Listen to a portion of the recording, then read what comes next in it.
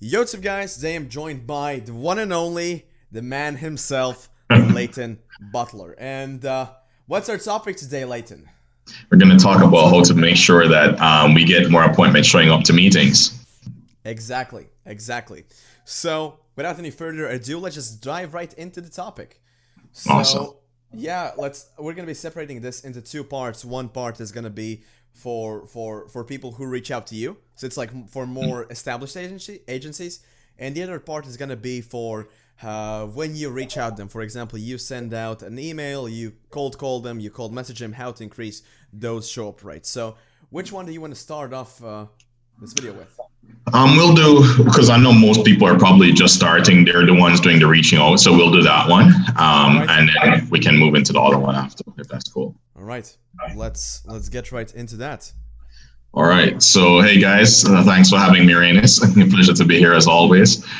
So just talking about basically how to increase show up rates. Now, usually if you're reaching out to someone, there's always that, I don't want to say there's a lack of credibility, but it's much harder for them to trust you because you're in a position where you're reaching out. So they don't really view you as the authority figure immediately right there. So they will agree to the appointment sometimes, but in their life, they don't really know much about your business. They don't know what you do. They don't know why they should trust you. So what I like to do is that I tell all my students is that instead of just, booking the appointment, expecting them to show up without knowing anything about you, immediately after booking the appointment, so let's say it's a cold call or a cold email, I'll literally go right to my calendar, get them on, send them an invite to the day, and then I tell them, hey, I'm going to actually send you some more information that you can look over in the meantime. So immediately you want to send them some more information about exactly what you do. Now, not everyone will have like a full case study video ready to go. Something that you could do is perhaps create a little PDF that outlines the steps. If I would recommend though using a video, because I think video converts a lot better than PDF. You can explain, they can hear your voice, so they kind of build that relationship with you immediately. And of course, they're able to see your process. I tell people all the time to show your entire process, so that by the time that they get to the meeting, it's kind of, they understand exactly what you do, and it's more about, do we want to do this together or not? So that's kind of that's the first step, increasing the show up rate. Something that I also like to do is I always get their phone number. And they're like some sort of their private information. So with their phone number, so here's what I do. I also tell this to my students, message them one day before the meeting. Usually you have to message them one day before the meeting if you said it like more in the future. Usually when you cold outreach, you want to do the meeting as soon as possible, possibly the next day. So they still have that some sort of a connection with you. And I also message them at the start of the day and like 1 hour before and 15 minutes before, just to see if they confirm. If they don't reply to those text messages, there's a 99% chance they have forgotten, and maybe not forgotten, they don't want to do the call with you.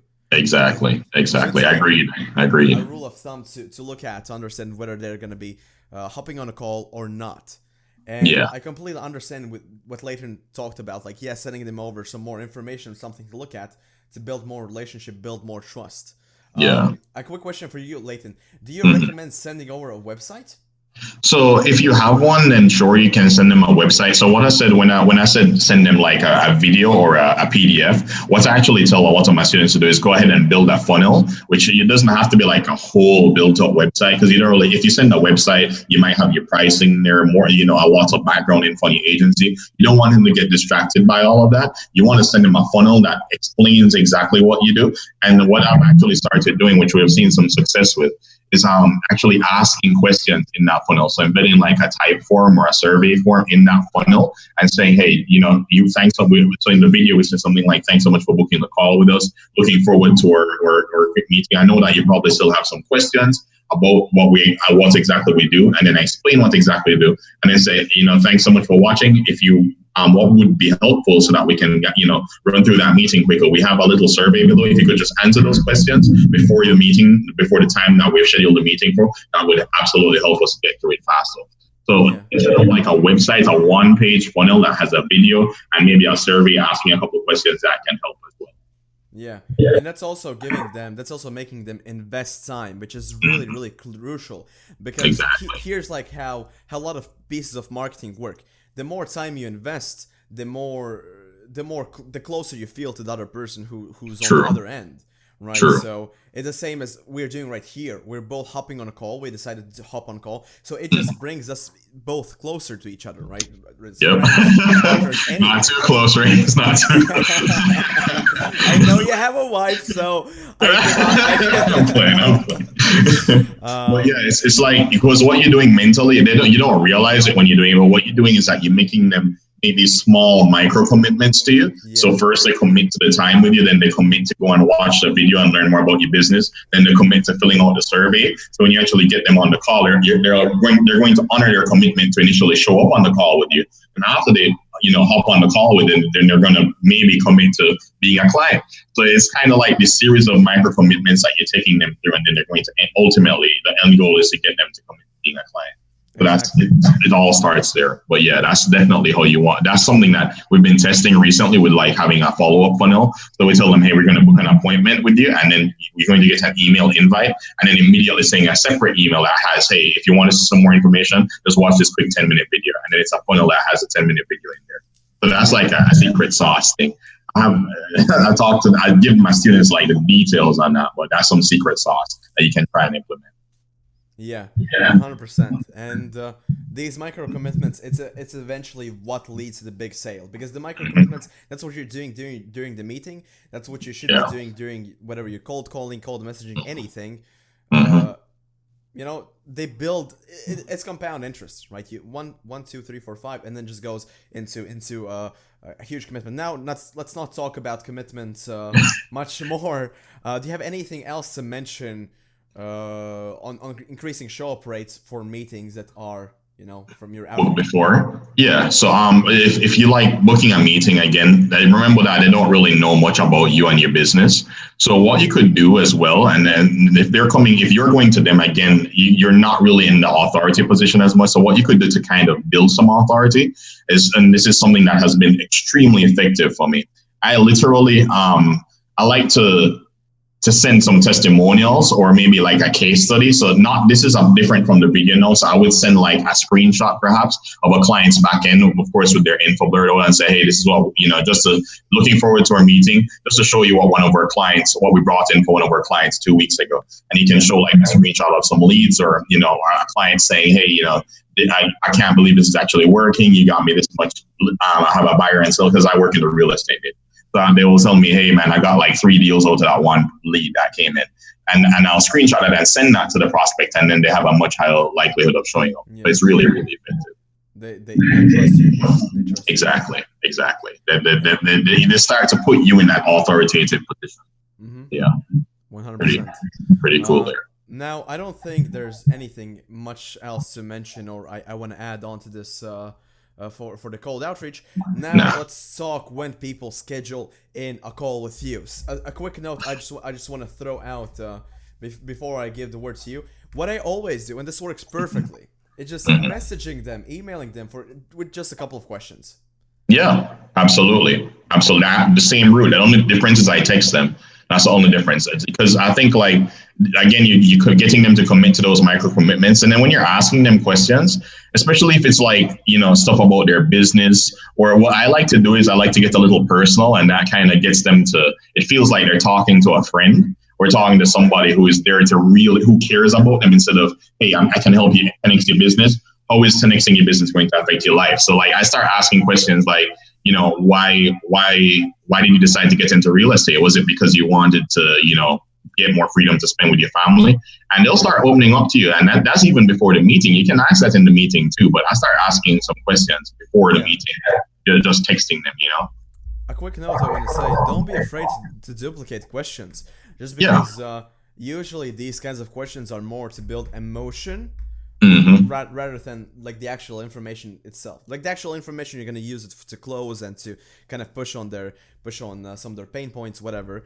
But it's very, very crucial to build that some sort of a relationship with them. And especially when a lot of people schedule in a call with you, some of them, if you don't even reply, they don't know, is the call happening? Is it not happening? Did you even see the invite? Where is the call going to be? Like just a simple text telling them, like asking them a couple of questions, even as simple as, hey, enter your name here. I got your request. Yeah. Super excited to see you on that time at that day. Just something simple like that. It's gonna 100% is gonna increase your show up rate. Absolutely. I mean, dude, we literally, I had a buddy that was helping with sales, and we literally split tested this dude for like 2 weeks. So the first 2 weeks, what we did is that every appointment now got booked, and I was running Facebook ads and LinkedIn automation through a funnel and getting that appointment in autopilot. And we had like 30 to 40 appointments coming in throughout the first week. And literally, I would say probably 15 people showed up. So we paid like $20 per appointment to get them to book the calls. Mm-hmm. And probably 15 people showed up out of 40 people. Yeah. Follow up. And in the second week, dude, we literally texted every single person that came in within 10 to 15 minutes, except for like the ones that came in because I ran ads overnight too. So except for the ones that came in past like 10 p.m., we didn't text them because I think that's just kind of disrespectful. But that's just, a cultural thing for me. So we didn't text those people, but we texted them the next day or the day off the appointment. And every single person that responded showed up. Like every single person that responded showed up. And we got about 35 to 40 meetings again. I would say we had about 33 or 34 meetings out of 40. It was absolutely crazy. And if they couldn't show up, they told us, hey, man, can we reschedule? I really want to hear more, but I just need to reschedule. Something came up. So you're going to experience a much higher show up rate. And another point, like if you're using, so what I do for I don't want to like give away all my sauce, but like to give you a general overlook on my strategy. So what I do is, of course, for those that schedule appointments with me, like I'll run Facebook ads or LinkedIn ads, or I'm not LinkedIn ads, LinkedIn automation with cold messaging to a funnel. And then they get into the funnel, they watch a video, then they get prompted to book a call after they watch the VSL, right? So what happens is that once they book the call, first of all, they have to answer a full application. So they're coming to me extremely qualified. In the video, I'm showing testimonials and showing case studies of what's happened to people who have used my process before.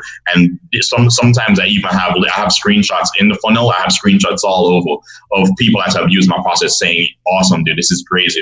I couldn't believe this actually worked the way it did, yada, yada, yada. So I'm hyping myself up. So immediately, I'm the authority figure. They're coming to me because they need my help, and they're filling out an application to get there. So number one, they're super, super motivated. If you're not using a funnel like that, you definitely need to. Next, they book the call. So I use the app called Calendly. I'm actually switching over to Schedule Once now. I think it just looks a little bit cleaner. But I'm using the app called Calendly. And when they book with Calendly has these inbuilt reminder features. You need to have all of those on. So I know it's like some people want to cheap out and like not pay the $15 a month, so expensive. But definitely pay it because you want the reminders to be working, not only the email, but the text reminders. Yeah. And you will literally text them and email them up to 3 times before the meeting even happens. So there's no way they can forget, but you still want to go ahead and text them and, build some rapport. Exactly. With going back to your funnel, what's very, very important is that whatever your headline is, whatever your promise is, you always have proof to back it up.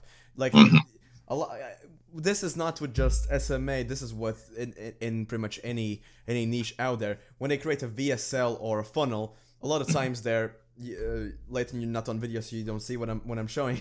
A lot of times what happens is people are giving super high promises, but their proof is down there.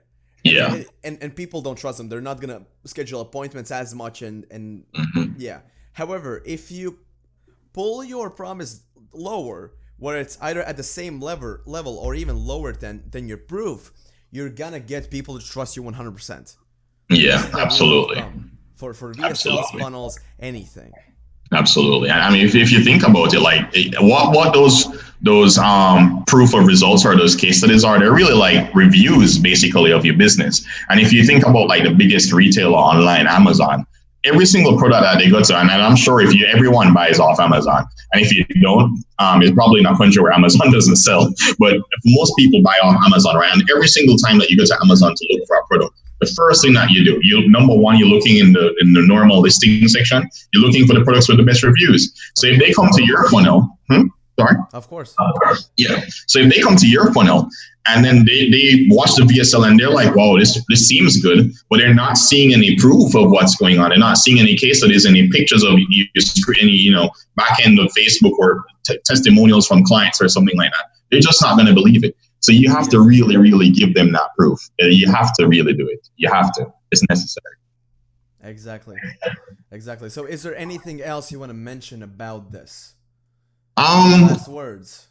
As far as like, so you still, what I would say too, because I know I said that for where you're doing the cold outreach, you want to send them like testimonials and stuff, show them that what you're doing is working because they still haven't viewed you as an authority. Like if they already come through your funnel, if they're coming to you now and they're coming through your funnel, or even if they're a referral, especially if they're a referral, they're going to be super easy to close. But still, like just to make sure that you hammer it in before they even get on the phone with it, they know that you're an expert. They know that basically it's them that want to work with you. They're hopping on the phone because they need you in their business. Yeah. Still show them testimonials. Like even after they've looked through your case study funnel, they've watched your video, they've viewed the testimonials there, send them more. Just there's no reason to stop compounding on value. There's just no reason. The more testimonials, the better. Exactly. There can never be too much testimonials. Exactly. And if you don't have any testimonials, I know a lot of people are against this. I don't know what your stance is on. Do you believe in like people doing free work for testimonials? What do you think about that? I've heard that a lot of people they kind of like fake testimonial for testimonial. Mm-hmm. Well, like free test, like when you do, like say you go to a client, like for me when I started. I know what you mean. What you mean. With this, I'm gonna answer it. I'm gonna answer it like this. If you can, if you do a testimonial and then you get a client and you don't give them any results, it's just gonna backfire on you. That's all on you. If you are gonna actually deliver the results, you're gonna be good, right? Then it's no problem. If you're actually like, it's actually scamming if you talk about, oh yeah, I have these results, this that, and you don't. Yeah. That's what it is. It is a scam. Yeah, that's what it is. And I think there are lots of these gurus out here saying like, just fake it till you make it, but don't, because honestly, like just go and do a free, and a lot of people, they say, let me do a free trial. It doesn't have to be a month. It can be literally a week or 2 weeks. And you can, after a week or two, as long as you're able to deliver the results that you say you can for a free trial, you'll have a case study, you'll have a testimonial. You'll literally get that client to give you a video testimonial saying this guy did this one. Yeah. So, it also depends on your sales skills. If you sell good enough to where you can outsource it, then yeah, it's good. But then again, this is kind of like a gray area because a lot of people who start SMA, they don't have the connections outsourced to the right people. Definitely. No, a lot of my students keep asking me if I outsource, and I even up till this day, I still do all my own ads. So it's. And I know people that I can outsource to, but like, especially if you're just starting, it's not something that you want to do. You know, you don't want to start off your business outsourcing unless you already have like a good capital, you have some cash flow behind you. If you're starting and you're broke, do not outsource, just, try and do it all yourself at first. And then as you start scaling up, then you want to start outsourcing for sure. Yeah. I mean, it really depends on the type of work you do. Like there are some things I outsource, some things I don't. For the most important clients, I do pretty much everything myself. Because if you get Facebook ads down in your niche, they're not that difficult to do. No, I mean, like for me, no ad, and that's why everyone is surprised when I say, yeah, I'm doing like 30K, but why aren't you outsourcing? Because, dude, 30K for me is what, five clients at 6K per. So it's not a big deal. And then it takes me 30 minutes to set up a campaign, and then I can run the same campaign for 3 or 4 weeks if I have to change. Like, what's the big deal? It's not, so it just depends on where they are, though. Just depends on where they are. All right. So do you have anything else to mention before we wrap this up? No, just just keep hustling, guys. Don't give up. I know sometimes getting a lot of no's can suck, but just keep going and you'll get a yes. That's all there is to it. It's not quick money. You have to work. 100%. All right. So yeah, guys, thank you so much for watching this video. Thank you, Leighton, for being on here. It's always a pleasure. And see you guys in the next one. By the way, check out Leighton's stuff. We're gonna have some links in the bio, description, whatever. You're gonna see that up or below. Depends on which platform you're looking at this on. So you guys, thank you so much for watching. Peace.